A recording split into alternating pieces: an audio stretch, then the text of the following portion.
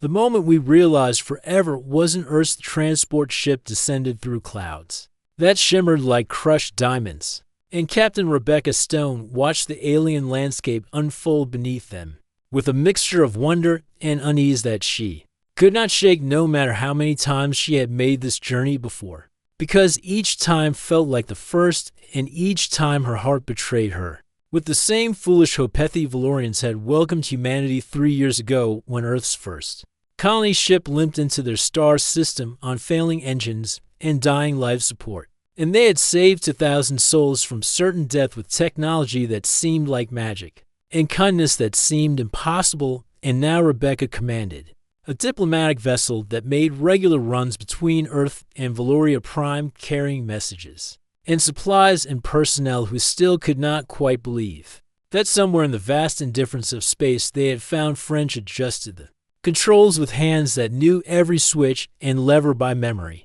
and tried not to think about Kale waiting for her at the landing platform, because thinking about Kale made her hands shake and her focus scatter, and she needed both steady and sharp. For the distinct city of Arendelle spread across the valley below, like a living organism built from materials that shifted color with the light and structures that seemed to grow rather than be constructed, and at the center of it all stood the council hall where she had first met Kale 6 months ago during a trade negotiation that had somehow become dinner, and then a walk through gardens where plants sang when touched, and then a conversation that lasted until both moons had set and the sun began its climb. Kale was everything humans were not, and somehow that made her more beautiful, rather than less, because her skin held the faint luminescence of deep water, and her eyes changed color with her emotions cycling through shades of violet and silver and gold, and when she smiled it was with a gentleness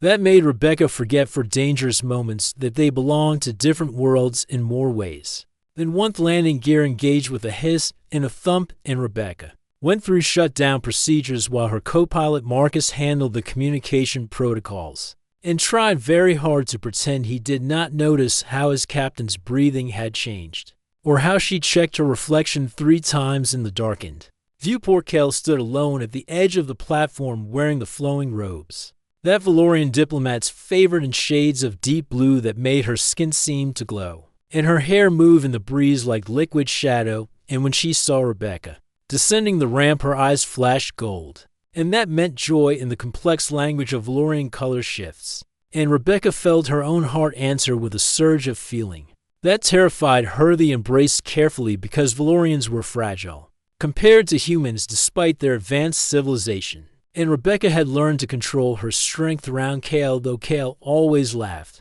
and said she was not made of glass. But Rebecca had seen the bruises that bloomed like dark flowers on Valorian skin, and she would rather die than hurt this being, who had somehow become the center of her university. Walked through the city without speaking at first because Valorians valued silence as much as words, and Kel's hand in hers felt cool and slightly rough like touching smooth stone, and people passing by offered the gesture of respect that Valorians used for those they recognized as bonded, though Rebecca and Kale had never used that word between them because using it would make real what they both knew could not last. Kale's dwelling stood on the outskirts of the city, where the buildings gave way to the wild places that Valorians protected with religious fervor, and inside the air smelled of something like cinnamon and rain, and the walls shifted through subtle colors that Kale controlled with her thoughts, and they sat together on cushions that adjusted to hold them.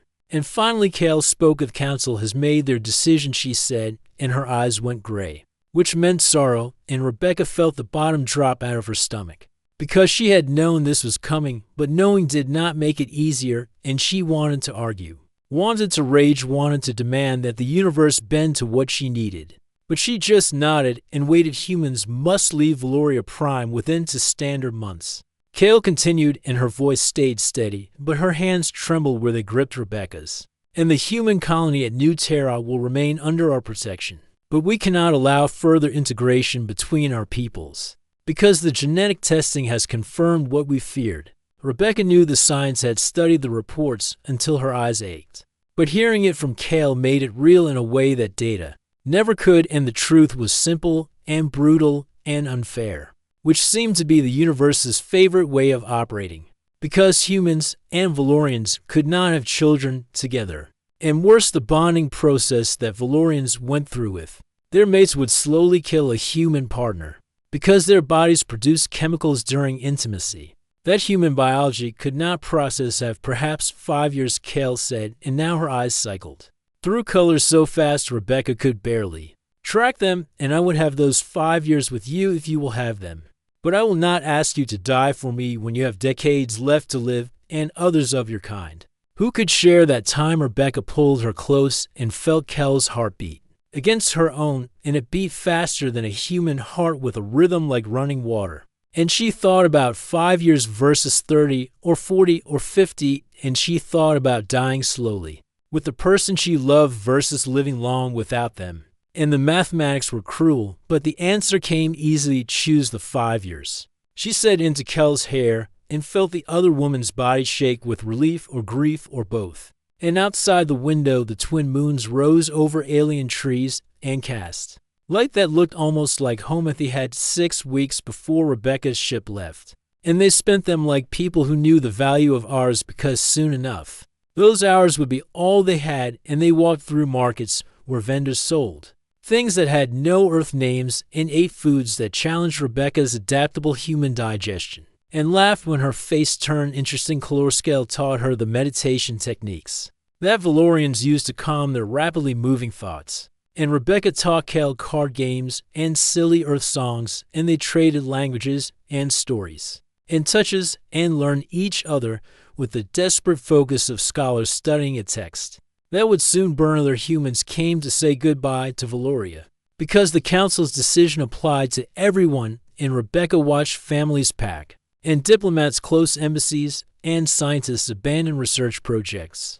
And she felt rage on their behalf, because humanity had finally found something beautiful in the universe, and now they had to walk away from it.